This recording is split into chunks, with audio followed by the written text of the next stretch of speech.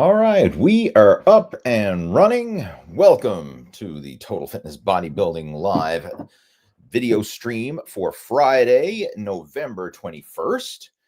And today we're doing something a little different because here we are now. We are entering into the holiday season, right? This is the week before Thanksgiving in the United States. And then, of course, we're leading into December and, of course, Christmas and Christmas parties and the New Year's. And this is the danger zone. This is the time when a lot of people say, you know what, I'm just going to cruise on through the holidays. I'm not really going to focus on my fitness and my nutrition and all that. I'll wait until January. And that's when I'm going to get back on track. But unfortunately, this is the time of year when people can do a lot of damage between now and over the holidays leading into January. So what I'm going to share with you in today's video stream is my holiday survival guide. And this is something that I share with my personal coaching students.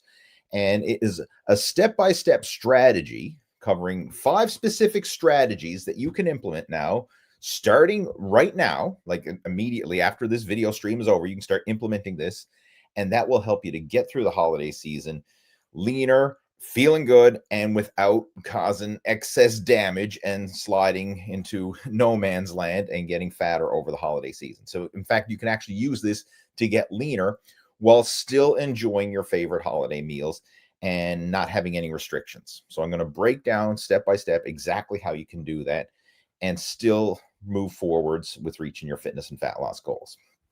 All right, so just wait for a few people to pop onto our live stream. I see some of the regulars jumping in here and joining in. We've got Robert joining in on a rainy afternoon. Welcome, Robert. He's a regular to our video streams. We've got Lee over in the UK joining in, saying it is coming through loud and clear. Much appreciated. Awesome. We've got AJ joining in. Thought Lee wasn't going to stream. I am streaming. Yes, I was a couple minutes behind schedule because I had some extra things that I wanted to get together here because I have a slideshow presentation that I'm going to be sharing. Like I say, this is a special presentation here. This is not just a regular old Q&A. I'm going to be sharing my holiday survival guide tactics. And then afterwards, if you do have any questions about how to implement this, feel free to ask and we can discuss that afterwards. All right, we got Adil joining in. Adil's a regular to our live stream, joining in over on Facebook. And we are streaming this through the Total Fitness Bodybuilding YouTube channel, as well as the Total Fitness Bodybuilding Facebook page. All right, who else we got joining in? We've got Jason joining in. Welcome. Hope all is well. And it is going well with me. Hope all is well with you also.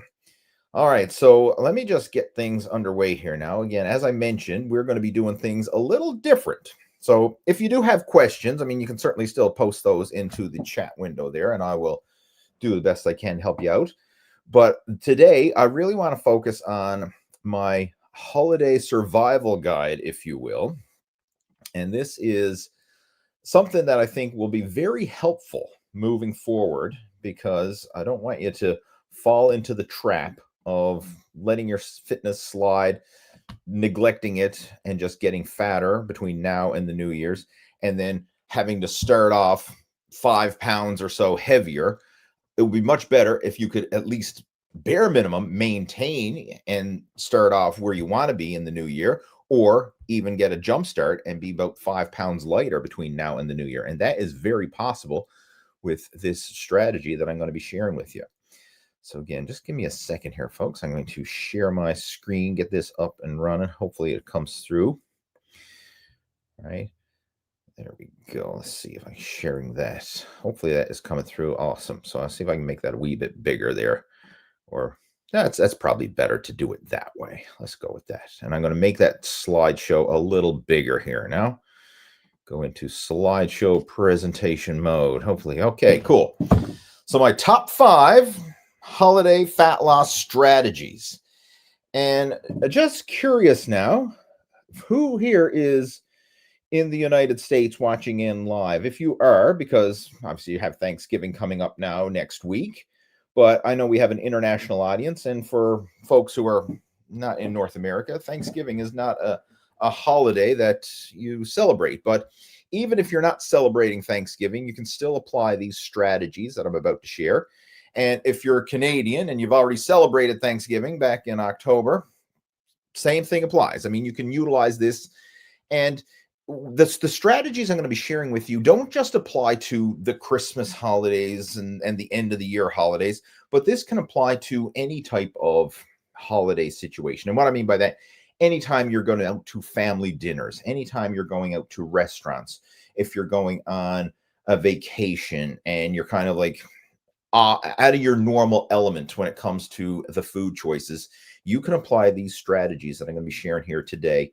And I think this will be very helpful for you and just helping to stay ahead of the curve when it comes to your nutrition and realizing you have more power than you probably are giving yourself credit for. Because a lot of times people fall into the, I guess, like the all or nothing trap, right? That's very often what happens when it comes to fitness. Is a lot of times people fall into this, I'm either on a diet or there's no diet at all, right? And it's this all or nothing. And it doesn't have to be that rigid. You can have some flexibility where it's like, instead of like a light switch where you turn it on or off, it can actually be like a dial where you dial it up or you dial it back. So I'm going to give you some strategies here on how you can dial things up a little bit. And then when it comes time to enjoy those meals, you can do so guilt-free and with no restrictions. Have your holiday meal and then get back on track right afterwards. And I'm going to show you some step-by-step strategies on how you can do just that. All right, who else do we got here? We have Jason says, join in from South Carolina. Awesome. Okay, good stuff. All right. Well, let's get right into it now. Okay, so I'll bring that screen back up. Bring it back there. There, I like that. That's better.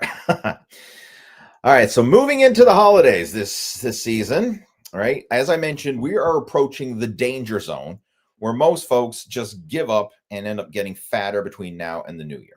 But that's not going to happen to you because I'm going to show you exactly how you can get through the holiday season and kick off the new year on the right track so you can finally lose that stubborn belly fat, build lean muscle, and feel comfortable in your own skin.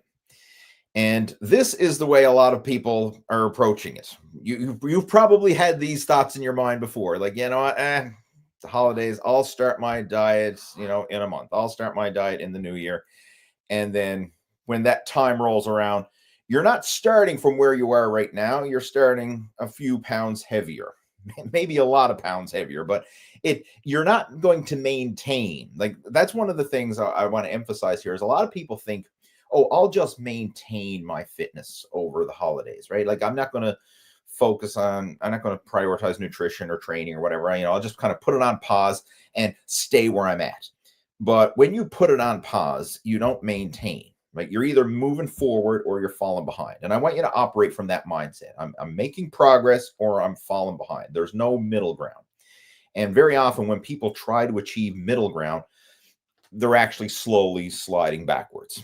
Right? So I'd much rather you slowly move forwards and make slow, steady progress towards your fitness and fat loss goals than this backtracking progress. So this is a different strategy here, right? We want to move forward.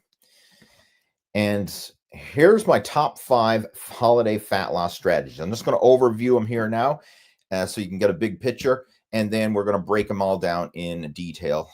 So the first one is I want you to see the big picture of the holidays. Right. Second one, prepare for your cheat meals in advance. I'm going to show you some step-by-step strategies on how you can exactly do that. Third one, work out before you pig out.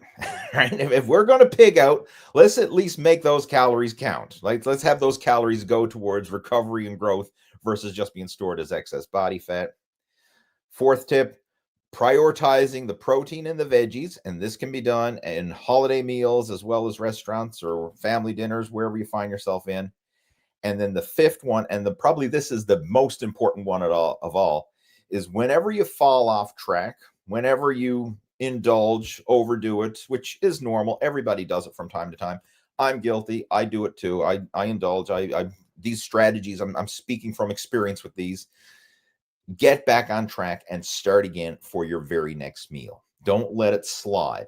Like, don't use the excuse of like, oh, it's Friday night. I ended up having pizza and beer with the boys after work on a Friday night. screw it, I'll start again on Monday, because then what's going to happen? You're going to eat like crap on Saturday. You're going to eat like crap on Sunday. And what was just a one little splurge, pizza and beer on Friday night, ends up becoming a whole weekend splurge, when if you had to start it again for the next meal, you could have minimized that damage and keep the progress moving forward. So let's dive into these and really break it down in detail for you so you can put this stuff to use. All right, so here it is, November 2025 right now, and we are approaching Thanksgiving Day in the United States. And I know a lot of people tuning in are from the United States, but if you're not, you can still apply these strategies to any cheat meal or free choice meal. Let's kind of reframe it. I sometimes I don't like the word cheat meal, but it's a meal where you're just going to enjoy the food, enjoy the company, enjoy the experience without worrying about the calories and the macros and yada, yada, yada. We're just going to enjoy the food because it tastes good and we want to.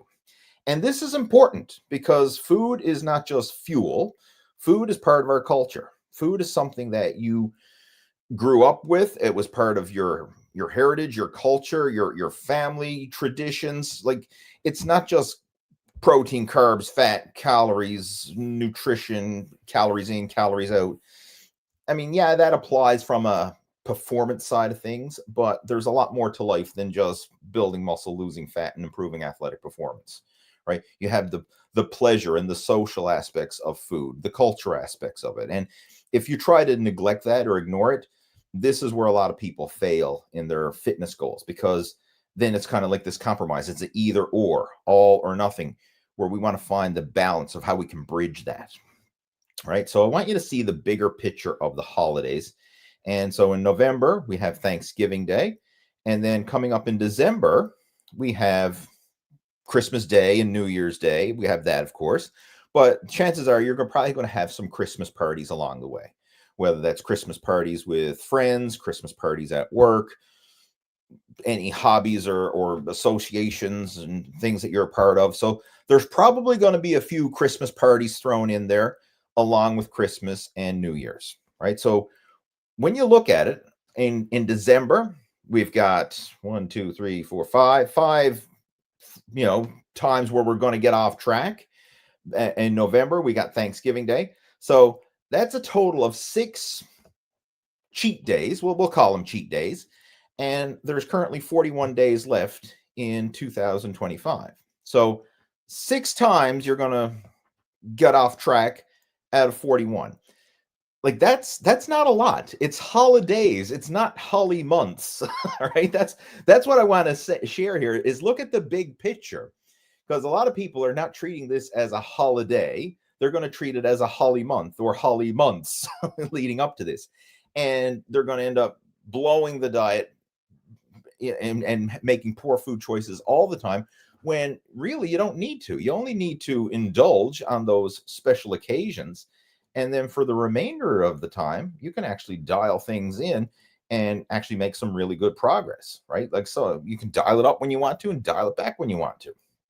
So a strategy that you can start implementing now, moving right up to Thanksgiving Day, is, right, here we are now. I mean, this is Friday the 21st. So you can start now, like literally like over the weekend, purposely eat fewer calories and bump up your activity level. So I'd recommend, if you want to just create a slight calorie deficit starting right now, and purposely try and get in some more activity, whether that's more cardio, just getting outside, being more active, adding in some extra volume to your workouts at the gym.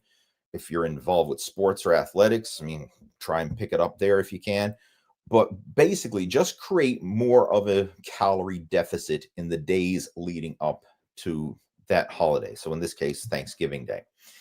And by doing that, what you're actually going to do is create room for those extra calories that you're going to consume during that day.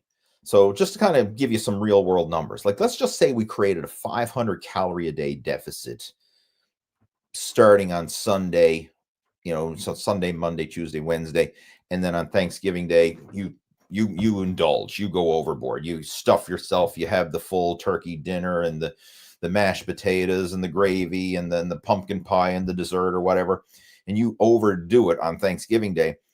But if you created that room in advance, you can still indulge and end the week either at calorie maintenance or maybe even in a slight deficit, depending on how of an aggressive a calorie deficit you create in the days leading up there. So if you just plan in advance and know, okay, I'm going to indulge on Thanksgiving Day and I'm going to do so guilt-free, but I'm just going to prepare in advance. And by doing that, you can make room for it so that the calories you consume during the holiday are not going to be set back. It's just if the worst, I mean, it might be just end the week at a calorie maintenance. Right. So this is a great strategy versus going in there all week eating maintenance or maybe even a surplus in some cases, and then having a massive surplus on the holiday. Then you're setting yourself back. This is how you pile on those holiday pounds, right? By just over consumption, being in a calorie surplus for a prolonged period of time. But you can strategically cycle through this and plan this out. Right? And this applies for Christmas as well. I mean, or for the month of December as well. So, for example, like we've got a Christmas party coming up. Purposely in the days leading up to that Christmas party, just tighten up the calories a little bit, bump up the activity level, and you're making room for those extra calories that you're going to indulge in. And you can even be a bit more strategic about this too, because depending on the type of party you're going to, it may not necessarily be a big food event. Like Thanksgiving Day is a celebration of food, right? I mean, we make great big dinner and people tend to overeat. But sometimes these Christmas parties that you may go to, it might just be more of a social gathering. It might not necessarily be a big indulgence, right? I mean, there might be a few alcoholic beverages on the go, and in moderation, I have no problem with that. But even there, you can make some smarter choices. Like one strategy that I like to use, and I know a lot of my coaching students implement, is a non-alcoholic beer, right? Like if you're going out to have a beer with your buddies, choose a non-alcoholic one instead of a regular one. I mean, it's a simple change. I mean, it's not even giving up the beer. It's just making a better beer choice. But that is a strategy that you could implement, and that could help to just tip the scale in favor of a better choices. Like it's not perfect, but it's better than it was before, right? It's minimizing some of the damage. And speaking of alcohol, the problem with alcohol is not just the calorie consumption, but it's the alcohol itself. Because alcohol, even though it is very calorie dense, it's 7 calories per gram. This the second highest substance. From fat is the highest with 9 calories per gram. Protein and carbohydrates have 4 calories per gram. Alcohol is higher than protein and carbs with 7 calories per gram. Now, it's not just the calories. It's the way alcohol impacts your metabolism and the way alcohol is digested in the body. This is where alcohol can be troublesome, is because when there's alcohol in your system, your body doesn't metabolize calories and burn body fat the same. Like everything kind of gets put on pause and gets put into storage mode when there's alcohol in your system. And then once that alcohol is digested and broken down to 0 blood alcohol, then you're going to resume normal metabolic functions where you're going to be able to break down body fat. You're going to be able to digest the food you eat normally again. And that gets put on pause when alcohol's in your system, because that takes priority. I mean, that's a toxin in your system, and that has to be broken down and absorbed and metabolized first. So a little strategy, if you want to minimize the alcohol consumption, non-alcoholic options are a great one. And these days, I mean, like you can get the non-alcoholic beers, and there's a lot of good ones available. You can even get non-alcoholic wines. I mean, I know they're probably for a true wine connoisseur, or they probably are not the best, but it's a better option, if you will, right? It's one that can minimize the damage. And if you're just doing it as a social thing, it's not that big a deal. And quite honestly, I find these days people don't make as big a deal over it as a lot of people think they would. Like a lot of times I've talked to some of my coaching students and that about, hey, how about you have a non-alcoholic beer when you go out with your buddies instead of a regular one? And if you pour it up in a frosty mug, nobody's going to know the difference. I mean, as far as everyone's concerned, you're having a beer with the boys, you're socializing, you're laughing, you're carrying on. It's the same thing from that point of view. But from your point of view, less damage done, less calories consumed, And of course, you're not going to have the next day be a write-off. You're not going to be having that hangover the next day and then a write-off afterwards. And of course, the other big problem with alcohol consumption as well is it lowers your inhibitions when it comes to food choices. Because one thing, I've never seen anybody go out after a night of drinking and say, you know what, hey, let's go for a chicken salad afterwards or something like that. It's usually like, let's go for pizza or burgers or fries or chips and junk food. Like it's never a healthy choice gets consumed after a night of drinking. It's usually not so good food choices get consumed in excess. And of course, under the influence with the lowered inhibitions, it's a lot easier to justify that. So keeping yourself level-headed, if you will, can sometimes help you to make better nutrition choices afterwards as well. But this right here, this is a simple strategy. I mean, it's not rocket science, but you can certainly implement this leading into all your holiday festivities, whether that is, Thanksgiving, which is coming up, right? You can start this literally over the weekend. Start scaling back the calories, bumping up the activity level, creating that calorie deficit in advance, and making room for that Thanksgiving Day dinner.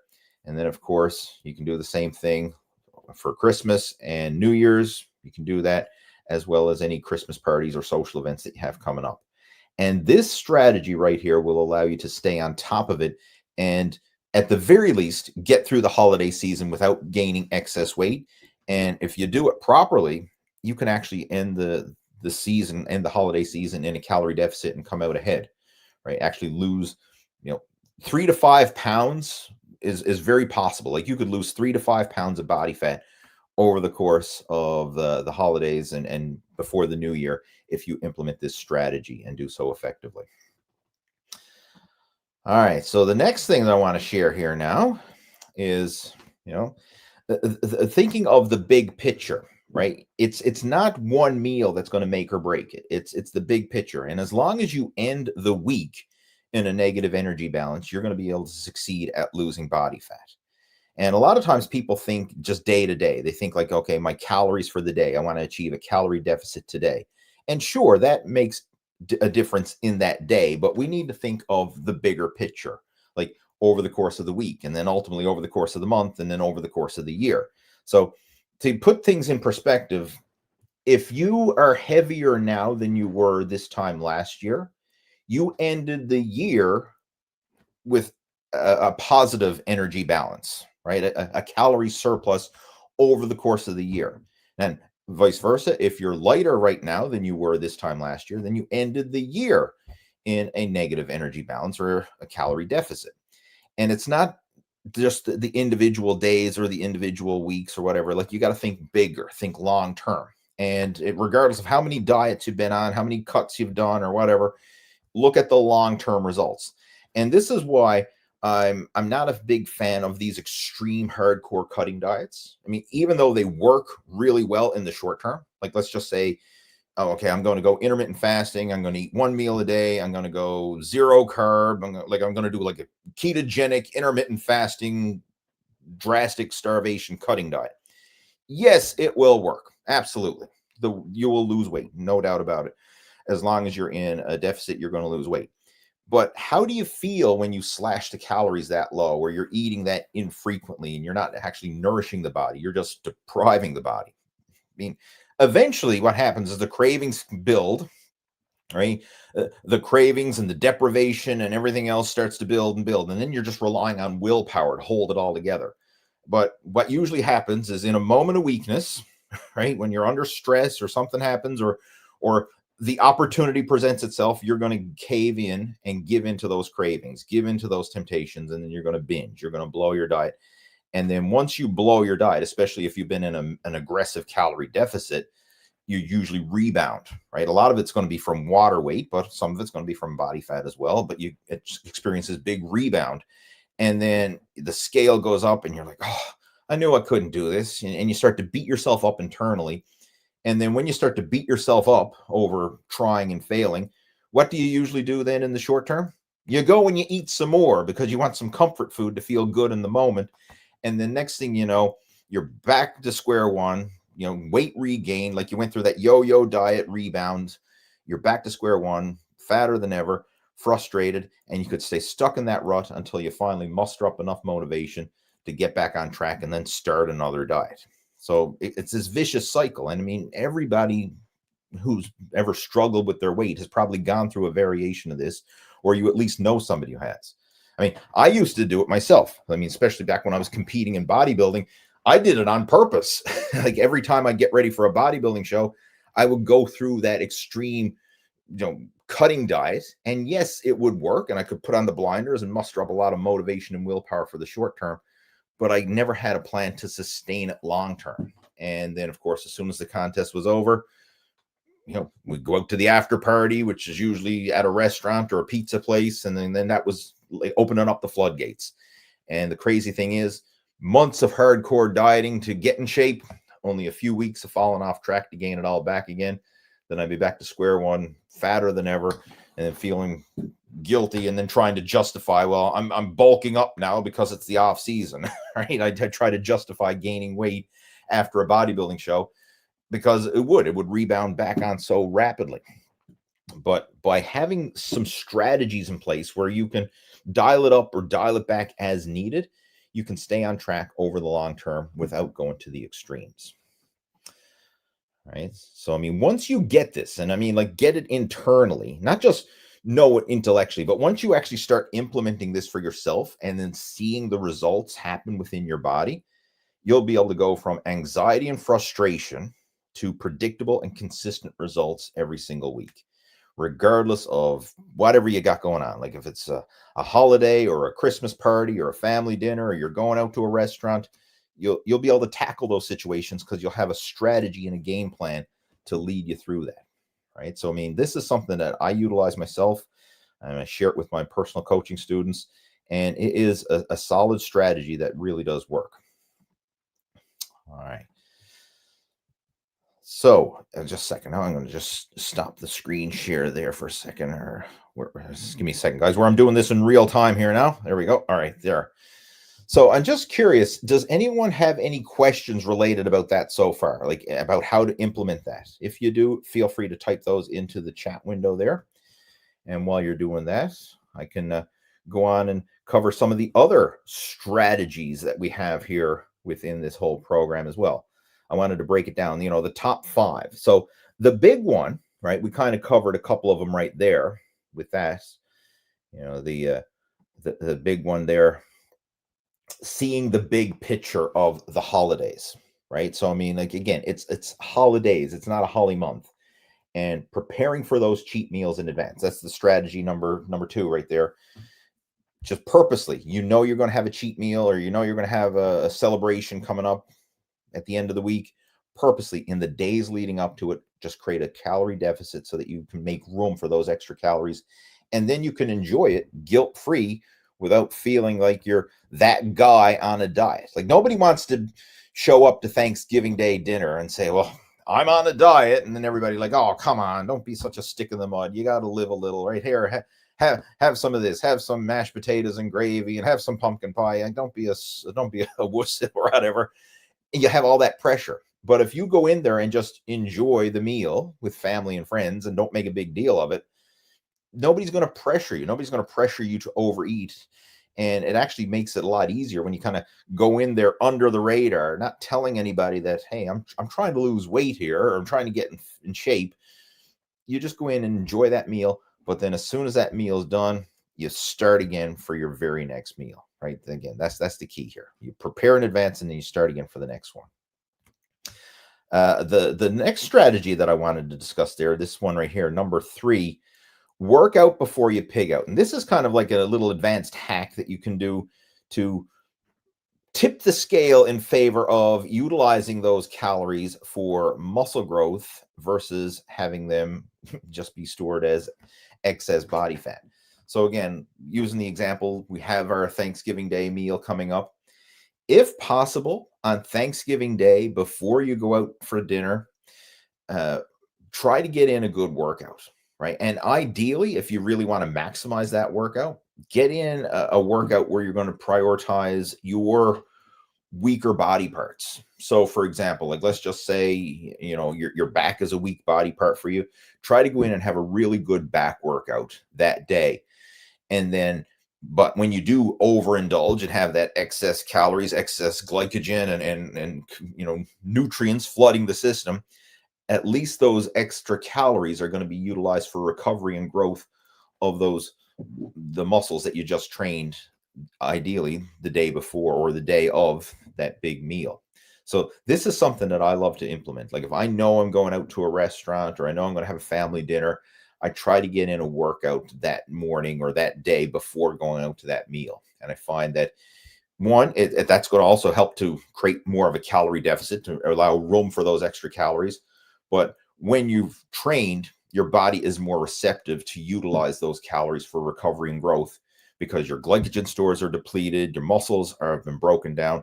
You're going to utilize those calories more efficiently than if you go in there well rested with fully topped up glycogen stores and then you consume an excess. Now, where's all that extra food and calories going to go to? It's going to get spilled over into stored body fat more likely. So that's a simple strategy, but it is a powerful one for sure, right? Work out before you pig out, right? You can tip the scale in favor of utilizing those calories for lean muscle growth. Another one that I like to do, and this is a staple for myself. I do this a lot, and I really encourage my coaching students to utilize this as well. Prioritize protein and vegetables. So whenever you're sitting down to a meal, always, make sure you have a generous serving of protein, generous serving of vegetables, and then after that, you can enjoy whatever. Like, so for example, like we got Thanksgiving coming up. I mean, if it's going to be a turkey dinner, generous portions of turkey, fill up on lots of turkey meat there. So you're getting in a good helping of protein.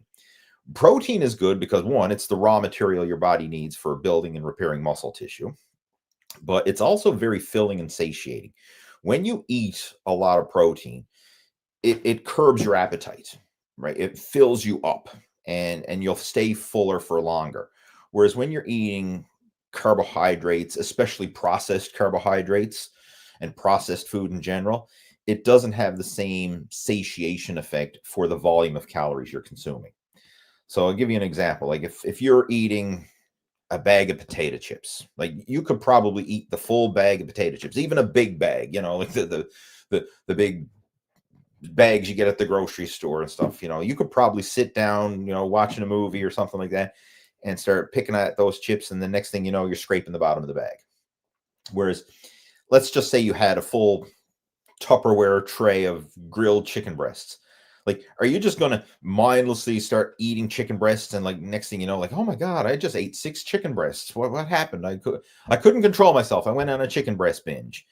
No, it's very unlikely that that's ever going to happen. Like protein is naturally filling and satiating. Like you'll eat some, and then after a while, it's just like, bleh, like I don't want to eat anymore. Right? It's like same thing even with Thanksgiving. Like you'll have a generous portion of turkey on the plate, but you're not just going to want to keep going back for turkey after turkey after turkey and like eat half a turkey or something. Like it's not going to happen. But when it comes to sweets or desserts or things like that, I mean, it's easy to have more and more and more because that stuff goes down easy. And for the calories consumed, it's not as filling. It's not as satiating. Whereas protein calories are very filling, very satiating. So it serves 2 purposes, right? It's going to nourish the body on the cellular level, but it's also going to help to pre-fill and control your appetite, pre-fill your belly and control your appetite. Same thing with the vegetables, right? Get in a good, generous serving of vegetables there, whatever vegetables you have with the meal. I mean, most of the time you're going to have some cooked vegetables with whatever your personal preferences are, but make sure to have a generous serving of that to go along with the protein. And then, help yourself to the mashed potatoes or the fixings or whatever you have along with that as well. I mean, have that, but make sure at least half your plate is protein and veggies, and then the other half can be, the extra stuff, right? The stuff that you're going to have there with the family dinner. And this will help to ensure that you're nourishing the body and giving it the fuel that it needs, the energy and the nourishment that it needs on the cellular level. And I like to utilize this all the time. Like whenever I'm planning a meal, I always protein, veggies first, because I want to ensure that I'm getting those foods. and then fill up on the carbohydrates and the other filler foods afterwards. And this way, you ensure that you're meeting your protein intake needs, because this is a common thing with a lot of people is they find it hard to eat enough protein. And if you start eating, let's say, carbohydrate foods first, right? Like you're filling up on mashed potatoes and dressing and gravy and other foods, and then you say, oh, I got to get some protein in as well. You might already be pre-filled with the other filler food, if you will, and not as hungry for the protein food afterwards. But if you pre-fill on the protein first, you make sure, okay, I got my protein intake. Like, let's just say you're shooting for 50 grams of protein per meal. Get that in you first, and then go for the filler food afterwards. And even if you fall a little short on the filler food, that's okay, right? Because I mean, that's not the stuff that's really going to nourish you on the cellular level and aid with recovery and growth of muscle tissue, right? So it's a better strategy to prioritize the protein, prioritize the veggies first, and then fill up on the filler foods afterwards. Okay. The next strategy there, just bring it back here. And then the final one that I've already kind of touched on this again. Whenever you get off track, whenever you have a cheat meal, whether it's an intentional one or an unintentional one, right? I want you to get back on track and start again for your very next meal. Don't let it spiral out of control. Don't use the I'll start again on Monday excuse. Like, start again for your very next meal, or at the very least, the very next day. Don't let that spiral. And for God's sakes, don't use the holiday excuse, I'll start again in January, because there's a lot of days between now and January where you can do a lot of damage and set yourself back. But if you go out there Thursday and have your big Thanksgiving Day dinner and say, you know what, Friday morning, back on track again, back to eating, good, clean foods, back to my regular exercise routine, back on track, you'll minimize that damage. You'll minimize the negative impact of, oh, I'll start again on Monday, or heaven forbid, I'll start again in January 1st, right? Do not do that. All right. That's where things really get out of control. All right. So that's my top 5 holiday survival fat loss strategies. And if you have any questions about those, let's dive into them right now. So I'm just going to scroll through here, and of course we can answer other questions that you guys have as well. All right, so let us see. I think we got Adil's jumping in here. He says, do you believe in intermittent fasting, an entire day fasting, as a holiday strategy to undo holiday damage? That it's a double-edged sword, because yes, intermittent fasting or doing a fast can create a big calorie deficit and everything else, but sometimes that's a bit overkill. And I'll explain what I mean by that. When you go a prolonged period of time without eating anything, and you actually deplete your blood sugar, deplete your glycogen levels and stuff, it increases your appetite. Right? I mean, it may not increase it in the moment. And intermittent fasting is unique in a way. Like, while you're fasting, it's anybody who's ever done it before, like, you might actually find, it's actually an easy strategy to stick with, because, well, there's no meal planning involved. You just don't eat. Right? And as long as you stay busy, especially if you're at work, or you're doing errands, or you're busy with whatever it is that you're doing, and you stay out of the kitchen, stay away from food, you can go hours on end without eating. But then the problem is, as soon as you start eating after a period of fasting, it's like opening up the floodgates, and then it's very hard to control your appetite. And what often happens is people then overeat after intermittent fasting.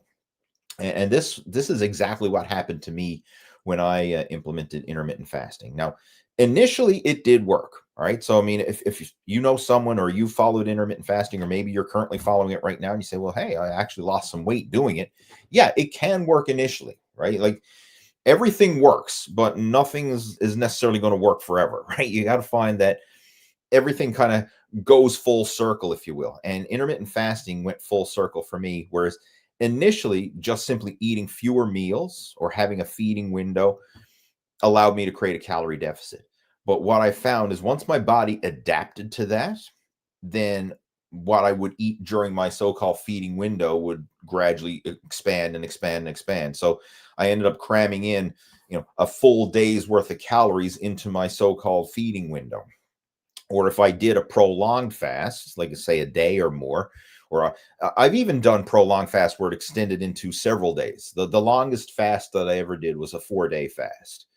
And surprisingly, once you get beyond, the initial day and you're getting into like day 2 and even day 3 and day 4, like it's amazing. Your body kind of kicks into survival mode and you're not all that hungry. It's like, yeah, I'd like to eat, but I'm not starving, right? I mean, because your body kicks into that survival mode and it can serve you in a way, right? It can actually serve you. But then as soon as I started eating afterwards, then it's like, I mean, my appetite just went through the roof, was on bust.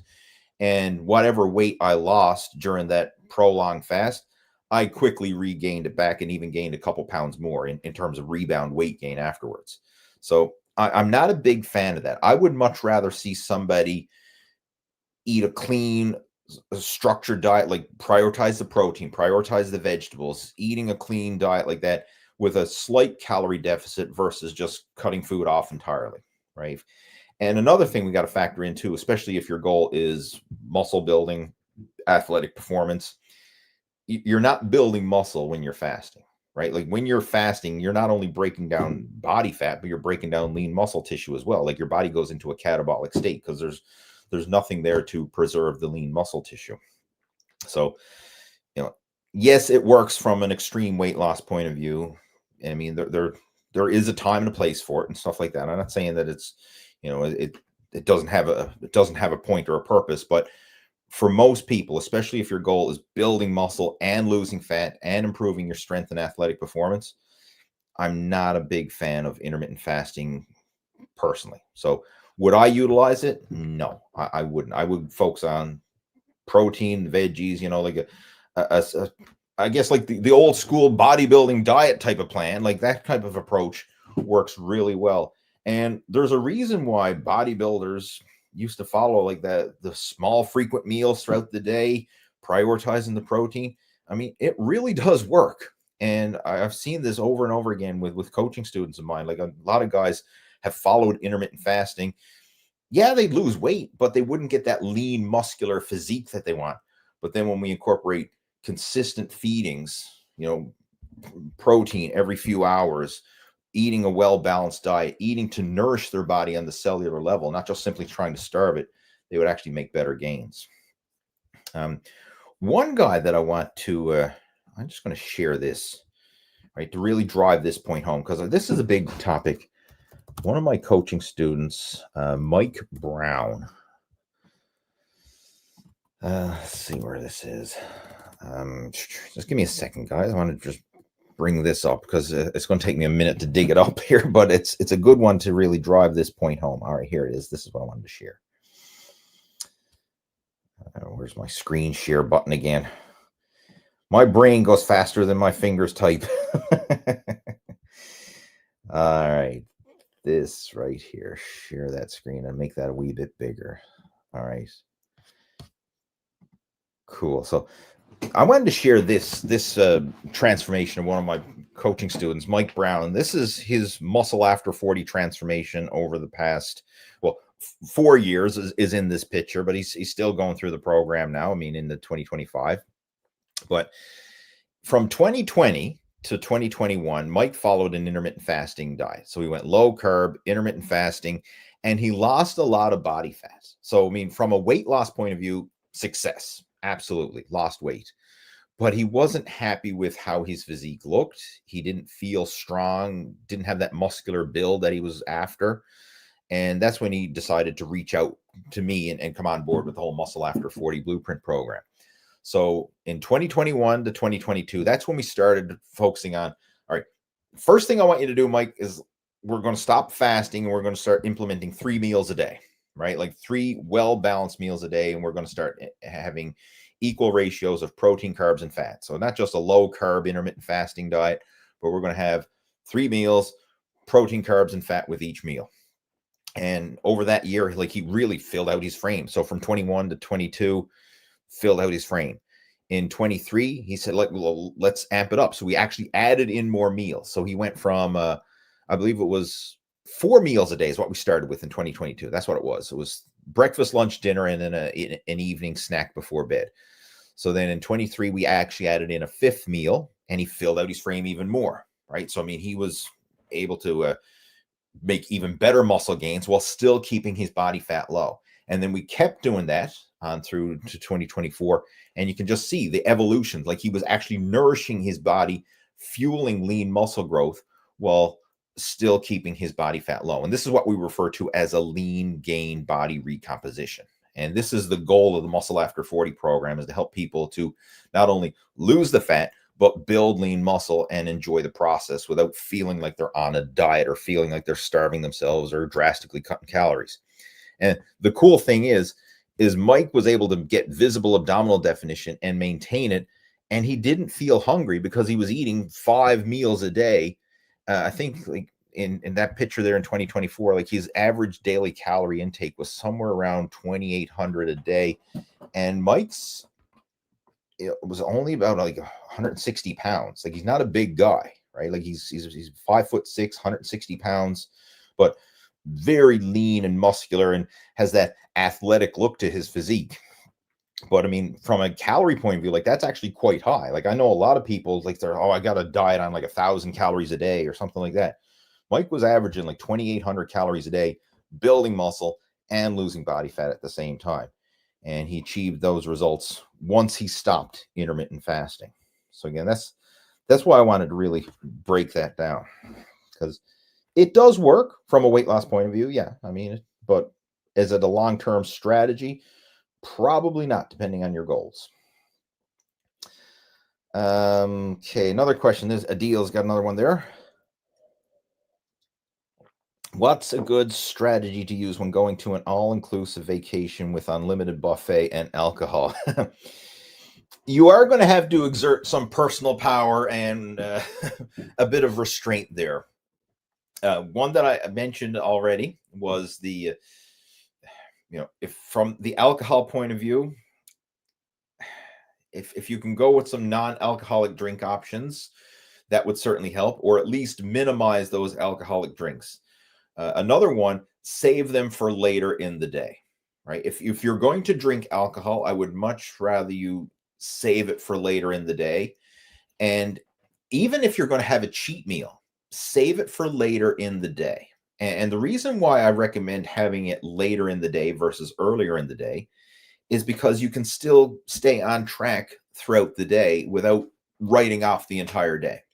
Like, I'll give you an example. Like, if you're at a resort and let's just say you start drinking alcohol in the morning, then you got a buzz on and it's just like, screw it, I'm already half in the bag, I'm just going to get drunk, I'm going to eat whatever the hell I want, like, I don't care. And the whole day is a write-off. Whereas if you have, you start the early part of the day with some exercise, like a good breakfast, you're on track for most of the day, staying sober throughout most of the day, you can make better choices. And then in the evening, you can unwind with a couple drinks with friends or whatever. You're minimizing the damage, right? Because you're saving it for later in the day. You still get to enjoy it, but you're being a bit more selective and a bit more smart about it. Same strategy when it comes to a cheat meal, because a lot of times when people have a cheat meal, they use that, well, diet's blown, screw it, I'll eat whatever the hell I want and I'll start again tomorrow or start again on Monday. Whereas if you have that cheat meal later in the day, you can still eat good all day long and then indulge a bit later in the day. So the strategy I would use if you're in a situation where you have, all inclusive like that, make sure to have a good solid breakfast, right? Like, and be very selective. Like, when you go to these resorts, I mean, most of them have good options available. Like, you can get lean protein, you can get your vegetables, you can get fruit, like, you can eat good, not natural, unprocessed, healthy foods, the quote unquote bodybuilding foods. A lot of times that's still available on the unlimited buffet, in addition to the not so good food. So early in the day, prioritize all those good stuff. And then later in the day for your evening meal, again, prioritize the protein and the veggies. But then after that, if you do want to have some dessert, right? Okay, you have a little bit to satisfy that craving. And again, save it for later in the day. So you're finding that happy medium. And is it perfect? No, it's still not perfect, but is it better than it was before or better than it could be? Heck yeah. Right. Because if you go start off the day with, a big fried breakfast and you're slamming back, like bacon and pancakes and, pastries and whatever, like you're just eating whatever the hell you want. It's so easy to say, oh, like the day's blown, diet's blown, screw it. I'm going to eat whatever the hell I want. Whereas you start off with a good, maybe like an omelet with veggies and some fresh fruit for breakfast, and then you have maybe a chicken salad and some healthy food for lunch, and then in the evening maybe have a big steak and salad or something, and then have some dessert or whatever afterwards, and then have a few drinks later in the evening. That's how I would go about a resort type of situation, so you can minimize the damage and still enjoy yourself. Right? It's that fine line of just tipping the scale in favor of making it better than it was before. Right? But a lot of these same strategies that I applied there, I covered earlier, they would apply in that situation as well. Like when you're at a resort, most resorts have a gym available. Get in a workout earlier in the day, especially before you're going to have that big meal, like your evening meal. Get in a workout beforehand. Be active. Get in some walking, swimming, playing sports, or taking advantage of whatever activities that they offer there. Right? I mean, usually when I'm on vacation anyway, I can't speak for everybody, but I know when I'm on vacation, like getting in a lot of activity in terms of just like walking and getting in your steps, that's easy. Like I will get in more walking and more step count when I'm on vacation than I will pretty much anytime. Like easy to knock off a 10,000 step day when you're on vacation, because you're sightseeing, you're doing stuff, you're active, you're up and about, and you're not just sitting on your ass working, like you're tapping on a keyboard or whatever. So I find activity shouldn't be a problem, especially if you're an active minded person and you also make time for a gym workout in there as well. We've got Brian joining in. Welcome, Brian. Glad to have you joining here. He says, your passion for fitness is immeasurable. Thanks. So I'm glad you enjoy it. Much appreciated. Thank you. What's your take on marijuana as a recovery tool? Is it a net positive or a negative in a fitness regime? I don't smoke marijuana. I never have. Right. I mean, well, that's a lie. I have tried it when I was younger and like at house parties, and maybe, the joint is being passed around. I've took a puff of it, but I've never like smoked a full joint on my own. I've never had a gummy or an edible or a whatever. Like I just didn't get into it. So I'm not the best person to ask about marijuana and fitness. I will say this though. I do know some people who, like to have their marijuana, whether it's a smoke or a gummy or something like that, and they still work out and they're still in good shape. So can it work? Yeah, it can work. Is it helping? Probably not, but you need to look at it's like a balancing act, like fitness and life in general. But I mean, we're talking about fitness here. I mean, it's the Total Fitness Bodybuilding live stream. It's not all or nothing, right? It's not, good or bad or perfect. It's a balancing act, because we're all going to have some good habits. We're going to have some not so good habits. But are you doing more good habits than bad? And if you are, then you're going to move in the right direction towards your fitness goals. If you have more bad habits than good, then you're going to start to slide behind. And this is where it can be a bit confusing, because sometimes I'll hear people say, well, hey, I'm going to the gym, I'm working out. How come I'm not fit? Okay, well, going to the gym and working out, that's a good habit. What are some of the other habits you got going on? Well, I'm also eating fast food multiple times a week. I'm also drinking alcohol multiple times a week, and I'm not tracking my calories or my macros or anything like that. And okay, well, those are some bad habits, and they may be canceling out the good habits of going to the gym and working out. And this is why sometimes you can see people who, even though they work out on a regular basis, they're still overweight and they don't look like someone who works out on a regular basis. So it's always a balancing act. And we want to kind of like just tip the scale in favor of doing more good things than bad so that you can make progress towards the goals and move in the direction you want. And how you can evaluate, and like some people are probably asking, well, how do I know if I'm doing more good things than bad? Look in the mirror. that gives you a very accurate representation. Are you happy with what you see when you look in the mirror? If you are, you're probably making more good decisions than bad. If you're not, and you're honest with yourself, then you're probably making more bad decisions than good. So I would put this in, I wouldn't classify it as a good decision. I mean, again, this is just my opinion. I'm someone who doesn't even use it, so I can't even truly speak from experience here. But could it be part of a program and still make it work?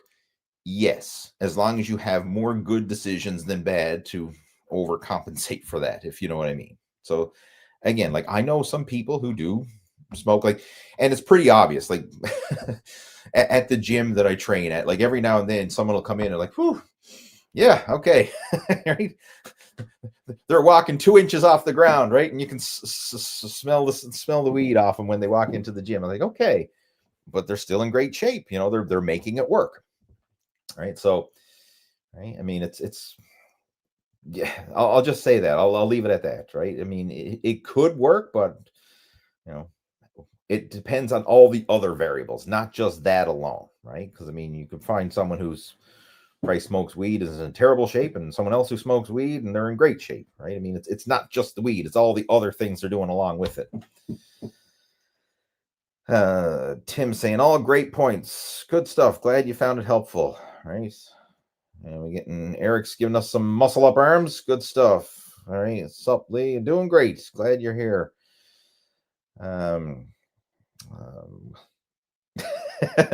Load up on peanut brittle. I wouldn't recommend that. I mean, if you do enjoy some peanut brittle, enjoy in moderation, right? After you've had your protein and veggies.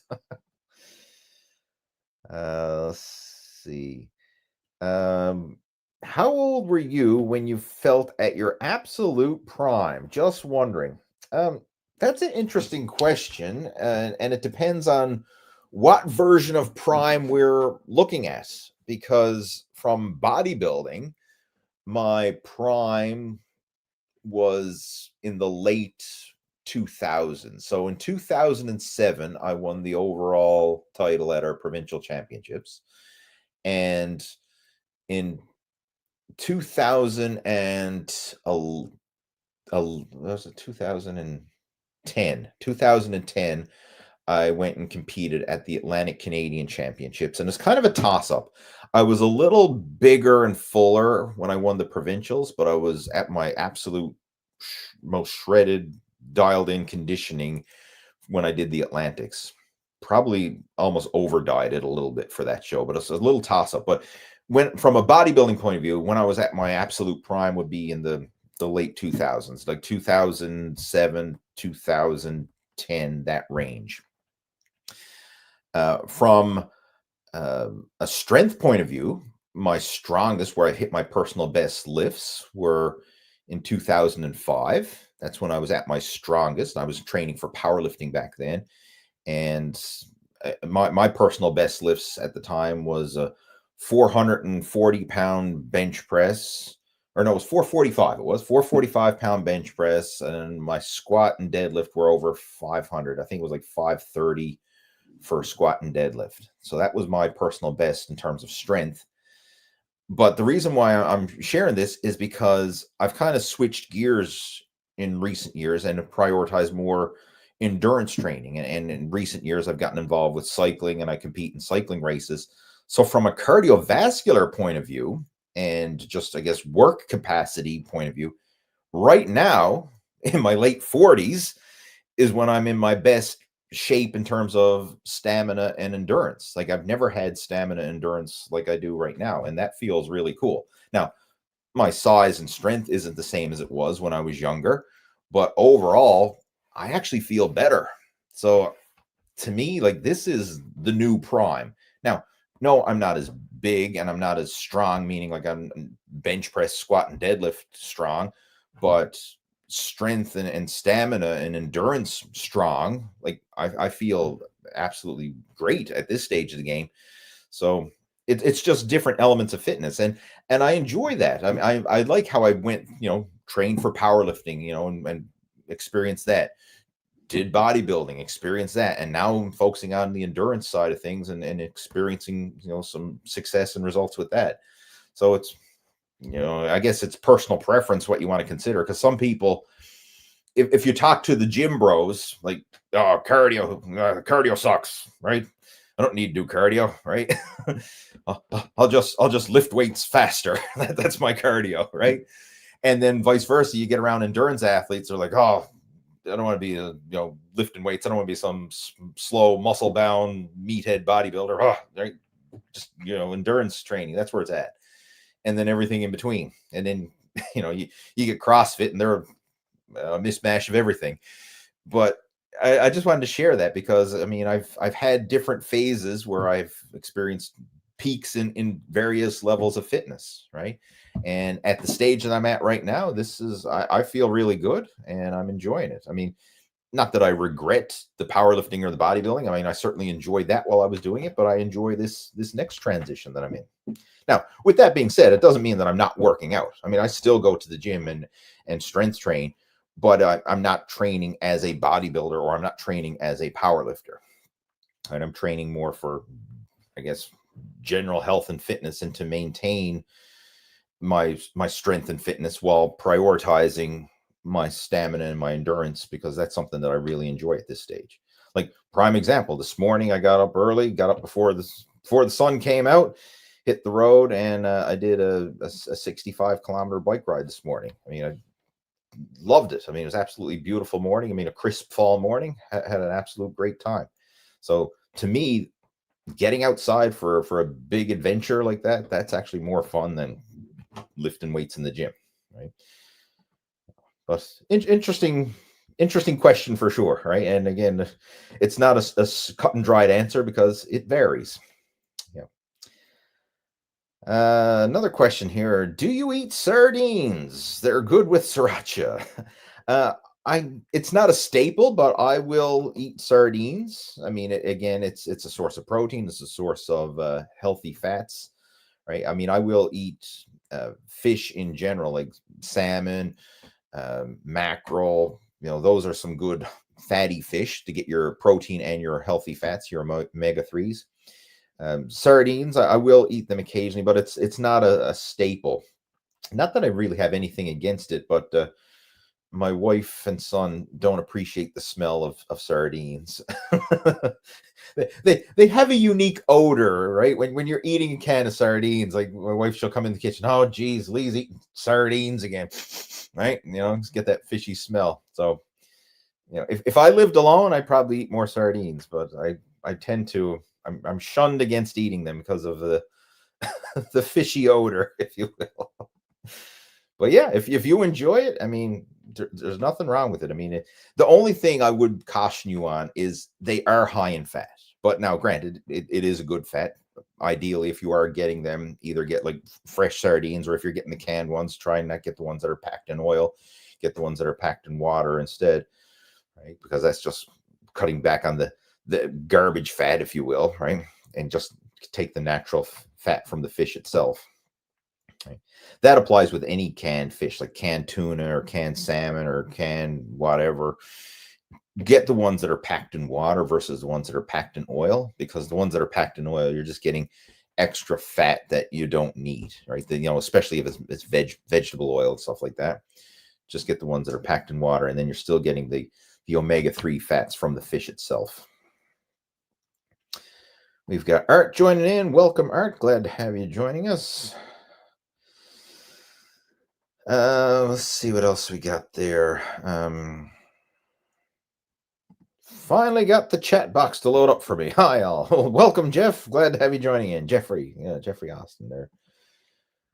Who else we got joining in? We have Marcus saying, I don't know if you answered this question yet, but how do I stay on track with my nutrition during the holiday season with all the great meals I want to feast on?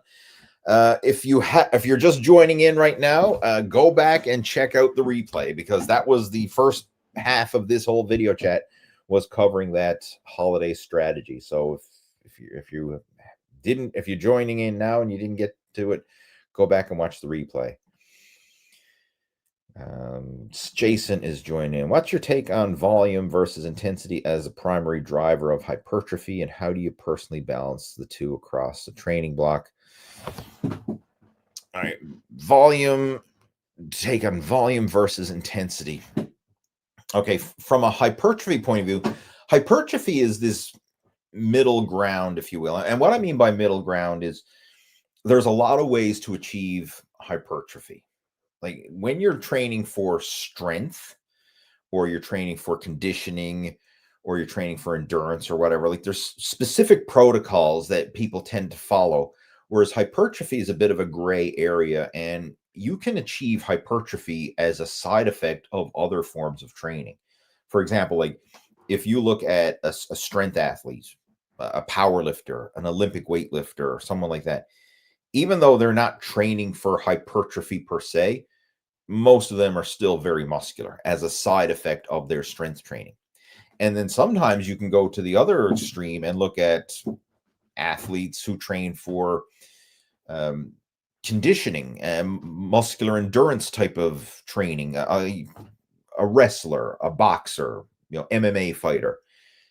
They achieve hypertrophy. I mean, a lot of those are very muscular athletes as well. Not muscular in terms of like bodybuilding muscular, but I mean muscular by average person standards muscular. And they're achieving that based on their style of training. And then even when you get into like high intensity endurance work, like especially like velodrome cycling or sprinting, track sprinting, stuff like that, like a lot of those guys have very muscular physiques as well, even though they're primarily focusing on not so much the hypertrophy. The hypertrophy is a side effect of their training. So it's neat, like, because it's this gray area where you can achieve hypertrophy. And for those of you who are wondering what's hypertrophy is just a fancy way of saying building muscle. Right? It's just muscle growth is hypertrophy, building a bigger muscle. Right?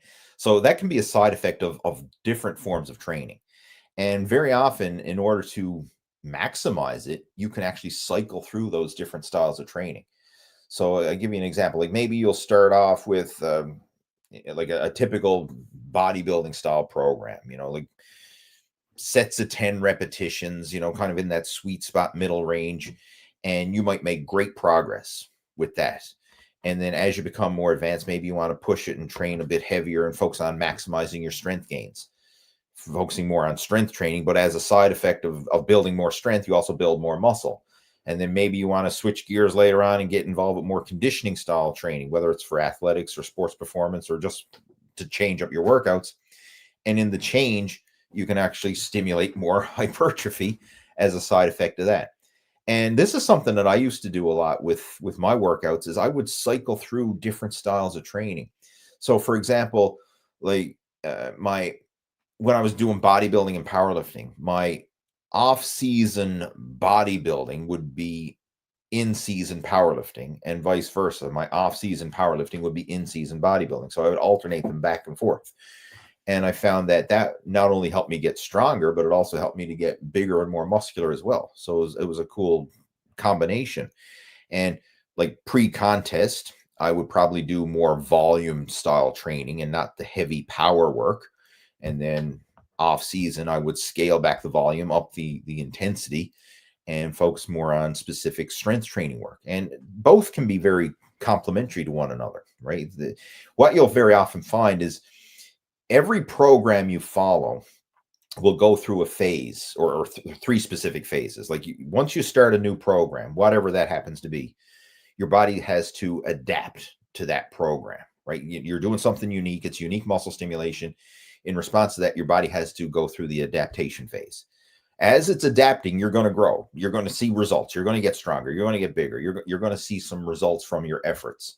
But eventually, it's going to hit a plateau. Like your body's going to eventually start to adapt to it. The results are going to slow down, or it may not plateau to the point where you're not making any progress at all. But the results usually go through a bit of a flat line. Like initially, you make great results with a new program, then it starts to level off, and then it might flatline. And sometimes you actually will actually start to even go backwards. Like it seems like, man, I'm not even making the same progress that I used to with this program. Then once you've gone through that adapt, grow, plateau, if you changed it up and did a different style of training, change up the protocol so that you're using different volume, different intensity, different metrics, then you might be able to spur on new unique muscle growth and start that whole adapt, grow, plateau process all over again. And very often that's where you'll see your fastest gains, is when you try something new, something that your body's not accustomed to, especially if you do it in a structured fashion. Now, where people can kind of get this wrong is when they're following the muscle confusion principle, where it's like, I'm just going to do something different every time I go to the gym. And I mean, it's better than nothing. You can still make progress by just being haphazard and doing, willy-nilly with your workouts. Like, oh, I'll do a powerlifting workout today, and I'll do a bodybuilding workout tomorrow, and I'll do a CrossFit workout the next day, and all over the place. It's better than nothing. But if you have structure to it, where you actually let your body adapt, grow, and plateau before switching up the program, you can maximize each of those phases and get more bang for your buck, if you will. And this is something that I used to do a lot of with my training, especially when I was prioritizing bodybuilding and powerlifting, as I mentioned. And I do it with a lot of my coaching students as well. And it's a more, it's a way to really maximize hypertrophy, right? So I know it's a kind of an abstract topic, because we really need to sit down and dive into, like, what are your goals, what are you doing in terms of your training, and kind of customize it to you and your individual situation. But just for the purpose of a video chat here, I just want to kind of give that big picture perspective, so you can realize hypertrophy can be achieved through multiple methods of training, right? It's not just like a one thing, like, hey, this is the hypertrophy workout. Hypertrophy could be a side effect of a strength training workout. It could be a side effect of a conditioning workout, or different styles of training. Eric saying, how many years did you compete? I competed for 15 years as a competitive bodybuilder. Right? I started, or probably longer than that, but I was 15 competitions that I did. I know that. But I started in 95 was when I did my very first competition. I was 17 years old. And the last competition that I did in bodybuilding was in 2011. Right. So that's a span of 16 years then. And then I made a comeback in 2021, but I did classic physique, which, from a practical point of view, it's still bodybuilding, but it's a different category and different rules. There was the height weight cutoff. And the thing I like about the classic physique is you don't need to wear the little banana hammock posing trunks. You actually got to wear classic posing trunks. The posing trunks like the guys used to wear in Pumping Iron and stuff like that. Like, if you look at all the old pictures of Arnold and Franco Columbo and the guys from the Pumping Iron area that had the a more fuller posing suit, if you will, which was, granted, I mean, it's still pretty skimpy by most standards, but it's not the banana hammock that pro bodybuilders wear these days. Like, that's one thing where did bodybuilding go to that route? Like, why, if you can't judge a physique when someone's wearing like a Speedo style posing trunk, and you need it even skimpier so you can judge the physique, like, what are we judging here, folks? We're not judging biceps down there, I can tell you that. So that was one thing that I did like about the classic bodybuilding, or the classic physique, is they actually wore proper trunks that covered your parts better. But yeah, so it's a total of 17 years of competition if you add it all up, right? But there was 15 competitions over the course of 17 years. There was. Yeah. I lost my spot in the question queue there. Where was where are we to? Says, I went back to the beginning of the video and saw your 5 strategies for the holidays. Thanks. Good. Awesome. Glad that it helps. Good stuff. And Eric saying, great Yes, great tips. Great tips. All right, good stuff. Glad you enjoyed it. Glad you got some value from it. All right. Uh, someone's not judging biceps down there, cracking up. Absolutely. Speaking of biceps, here's a question. What's the secret to getting biceps like Ronnie Coleman? Well, first off, you need to have Ronnie Coleman's genetics. And then you got to be lifting lightweight, baby. Ain't nothing but a peanut. That's the secret to Ronnie Coleman's biceps. Well, only Ronnie knows that, right? I can't speak on it because I don't have Ronnie Coleman's biceps, right? I mean, back in the day when he was at his peak, he was arguably the best bodybuilder in the world, right? I don't think, even by today's standards, I don't. If you have Ronnie at his best and virtually anybody else at their best, I still think he would probably dominate the sport. You know, if you could compare someone's best to their best, right? He was just, you know, the elite of the elite when it comes to genetics. Right? All right, guys, that concludes our video chat here. I mean, and I think that's all the questions and comments that came through there, right? But what I want to do now is, like I said, I want to get ready to clue this up. If you haven't already done so, like if you're joining into the video chat late, go back and watch the replay because that's where I covered the 5 holiday fat loss strategies. And this is something that you can start putting into practice literally this weekend to get ready for Thanksgiving. And then you can start implementing that leading into Christmas. You know, if you have any Christmas parties or social events coming up, Christmas Day, New Year's Day, all that kind of stuff, you can implement these so that you can lead yourself into 2026 ahead of the game, actually leaner and in better shape than you are right now. And that's what we want. We want to make slow progress moving forward, not setting yourself back and then starting in the new year behind the 8 ball and like, oh, now I got to undo all the damage that I did over the holidays. Like, we don't want to cause damage. We want bare minimum, minimize the damage, and ideally even make some slow progress while still enjoying those holiday get-togethers with family and friends, right? Finding that balance of where you can be good enough and good enough consistently. And another thing that I wanted to mention as well, for those of you who are curious about it, you know, we got Black Friday coming up, and over on my Facebook page, I made a post about a special program that we're putting together to help kick off the new year on the right track, and it is a 6-week fat loss accelerator program. And that is something that we're going to be launching now, Black Friday. So if that's something you're interested in, you might want to go head over to the Total Fitness Bodybuilding Facebook page or my personal Facebook profile. If you're not already friends with me on Facebook, or if you're not part of the Total Fitness Bodybuilding group over on Facebook, just search for it, Lee Hayward's Total Fitness Bodybuilding. It'll pop up there, and you can request to join the group. But I made a post there about that.